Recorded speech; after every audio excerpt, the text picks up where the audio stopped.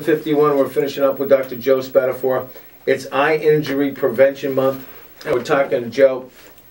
How quickly, like you're saying, that the guy's coming down in a week, you'll see him after the bungee incident. But he was already going to see somebody up there, right? He didn't the first day. His brother insisted on it, and he saw somebody.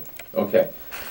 Clean water usually the best option? Clean water is the best option to wash off chemicals, especially if there's any solid material, like the old lye chemical. The solid material would actually continue to erode into the tissues.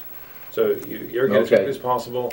If it's liquid, like liquid bleach and that sort of thing, you irrigate yourself for about 30 minutes, and then you go to the emergency room, get checked out, or an eye hospital like Community Eye Center. How about, interesting question, how about the purity of the water?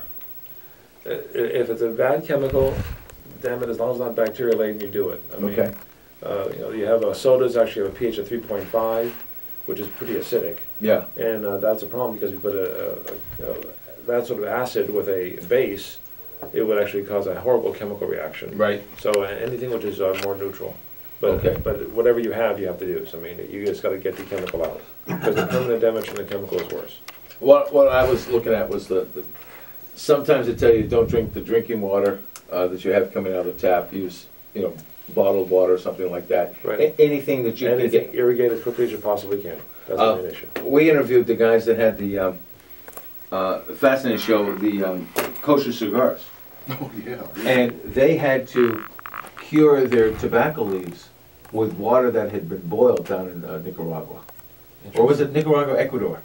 It's a Nicaraguan cigar. Yeah, yeah. And they had to boil all the water before they could use it on the cigars because of all the impurities in the water systems down there.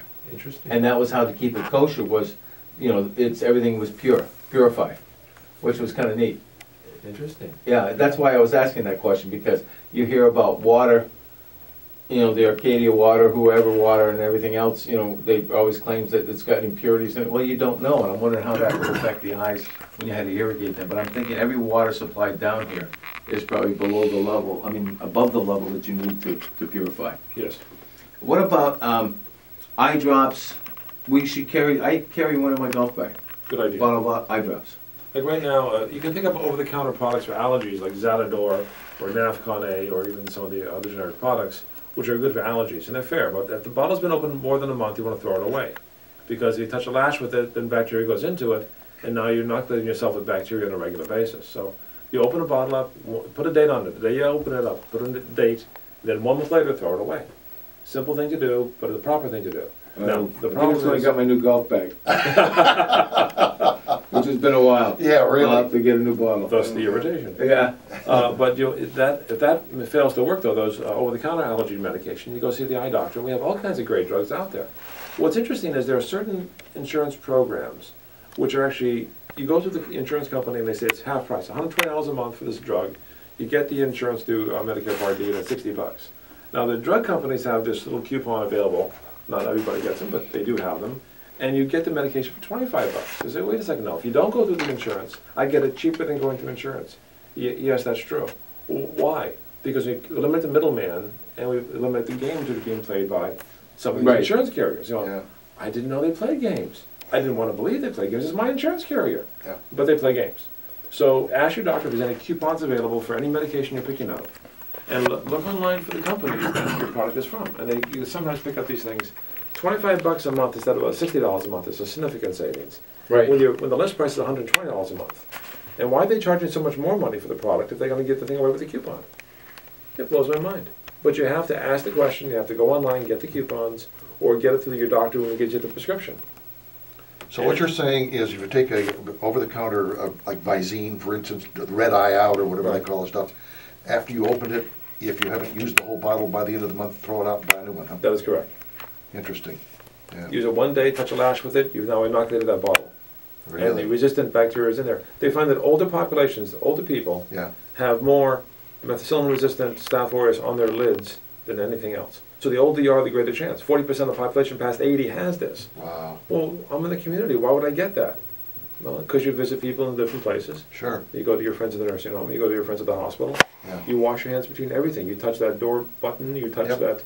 elevator switch, you Gear do shift, everything, all you wash Steering everything. wheel on your car? There are so many people today that don't wanna shake hands. Yes, And that's one way that germs get past, I can understand that. I've seen a lot of people using the fist punch. yes, pretty much, but you opened the door there with your hand, didn't you? Yeah, Yes. actually, And that's a great science experiment, touching, measuring doors. And the doors which are dirtiest, not the bathroom doors, they're cleaned every day. It's the other doorknobs. Yeah. I'll be darned.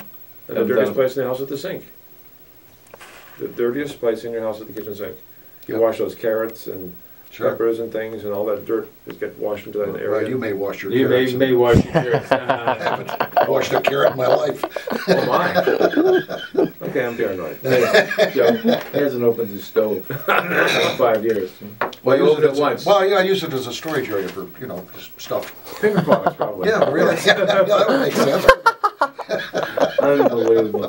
7:57 in the morning. This interview with Joe will be up tomorrow on our website, wccfam.com. You can check that out, as well as many of the other great interviews that we've done here on the show, and many other people that have called. Just check out the website, wccfam.com. If you're listening around the country, tell your friends about WCCF, and they can listen too, because it is a great website and a lot of interesting shows coming up next hour. We'll be talking with Pat Williams, the Vice President of the Orlando Magic, with some great questions for Pat, and